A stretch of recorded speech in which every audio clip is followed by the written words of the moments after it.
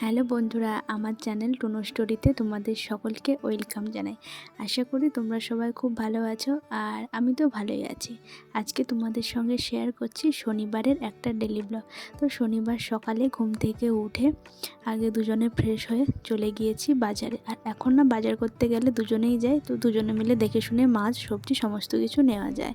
তো এখান থেকে মাছ নিয়ে সবজিপাতি নিয়ে চলে এসেছি বাড়িতে। তো এই সবজিগুলোই নিয়েছি।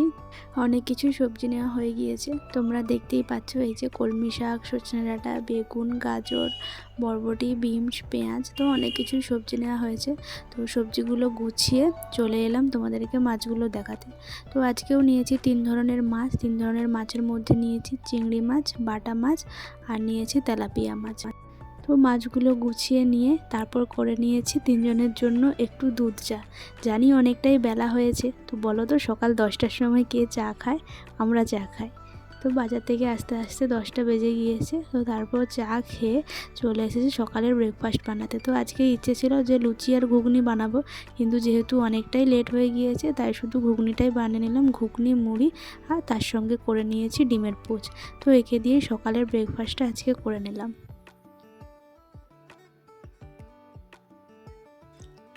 তো তারপর ব্রেকফাস্ট খাওয়া কমপ্লিট করে তারপর দুপুরে রান্নাবান্নার জন্য সমস্ত কিছু জোগাড় করে নিয়েছি। এই যে এখানে বাটা মাছটা ধুয়ে রেখেছি। আর এটা কী শাক বলো তো? এটা রয়েছে চিকনি শাক। তো এই শাকের আজকে ডাল বানাবো।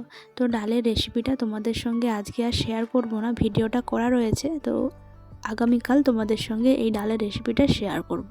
তো এখন দেখে নাও যে ডালটা রান্না করার পর লুকসটা এরকম হয়েছে। তো ডালের রেসিপিটা তোমাদের কালকে শর্টসে শেয়ার করে দেবো। তো দুপুরে রান্নাবান্নাও করে নিয়েছি। ভাত, ওটা রয়েছে লাউ পাতায় মাছের তেল, তারপর রয়েছে ওলকপি ভাজা, বাটা মাছ, আর রয়েছে ওই শাকের রয়েছে ডাল।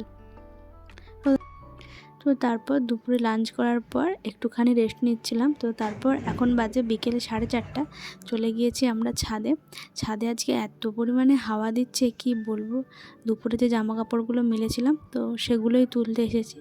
আর ওকে দেখো,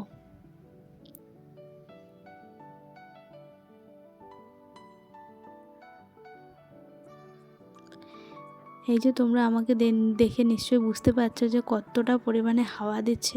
প্রচণ্ড হাওয়া দিচ্ছে। তো বেশিক্ষণ ছাদে থাকতেই পারি না, যেহেতু কিছু নিয়ে যাওয়া হয়নি।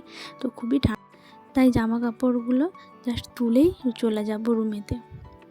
আর তোমাদেরকে একটা জিনিস দেখাই, দেখো গাছগুলো দেখে চিনতে পারছো কি? এই দুটো রয়েছে পলাশ ফুল। পলাশ ফুল ফুটেছে, এত সুন্দর লাগছে। পলাশ ফুল দেখেই মনে হচ্ছে যেন বসন্ত এসে গেছে।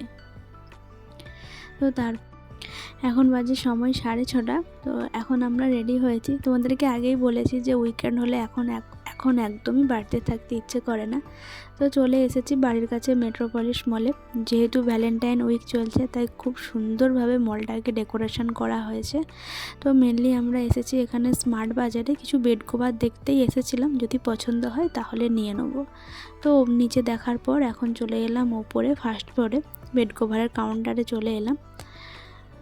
তো দেখলাম, দেখে পছন্দও হয়ে গেল। তো পছন্দ হওয়ার পর দুটো বেড কভারও নিয়েছি।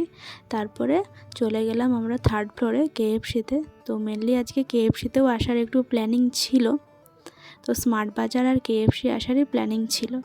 তো তারপর ওখান থেকে আর পার্সেলটা ওখানে বসে খেলাম না, তো বাড়িতেই নিয়ে চলে এসেছি। তো নিয়েছিলাম একটা বার্গার আর নিয়েছিলাম চিকেন ফ্রাই।